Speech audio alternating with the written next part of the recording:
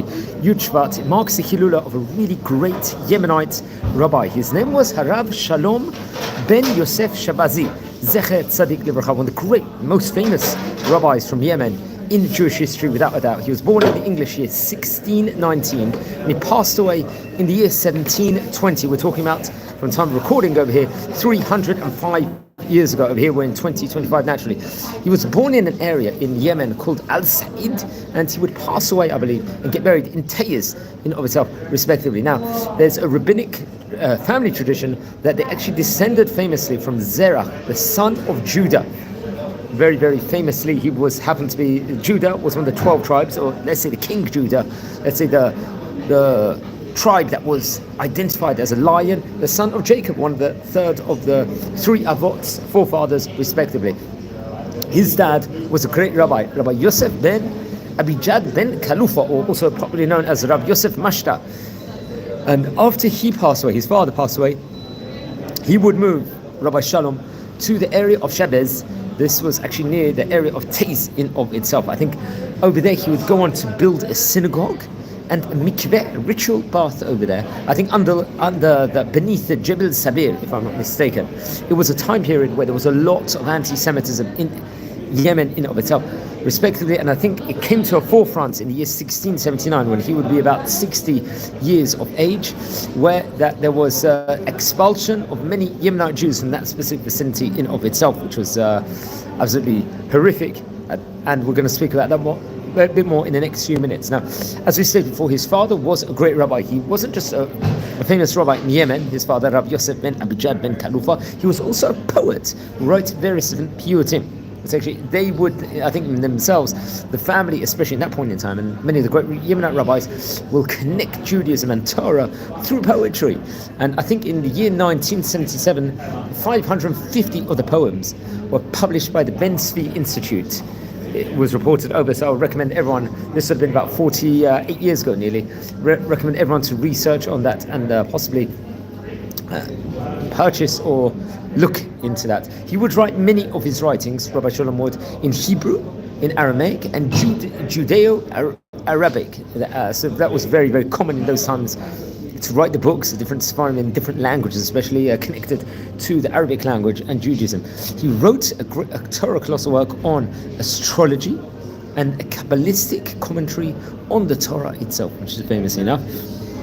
As we said before, he would be buried later on in Tayz. This is an area, I believe, in Yemen, respectively. He was probably, let's say, nicknamed or famous among the entire Yemenite community and famous among many people as a Shakespeare of Yemen. He was a genius, he was academic, and he was a great rabbi in of itself. He wrote down, there was a famous Torah book he had, of the Himdat Yamim, very, very famous book, which I recommend everyone to look into. Now, the title that they would use for Yemenite Rabbanim, or great Yemenite scholars in those days, was Mori, meaning my teacher. So he was also known as a Mori over there, which was obviously the highest compliment to pay and the biggest honor and kavod to give.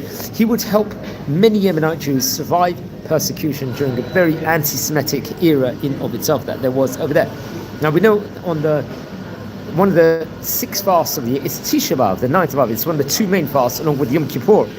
So on Tisha B'Av, especially in the night time, we would say over lamentations, various different kinot in of itself. So he famously would write various different kinot, lamentations, for Tisha B'Av to be recited over, to, let's say, symbolize and remember the cruelty that the Yemenite Jews suffered in Yemen, respectively. There was famously the exile of Ma'uza, where they were actually ended up going inside the desert.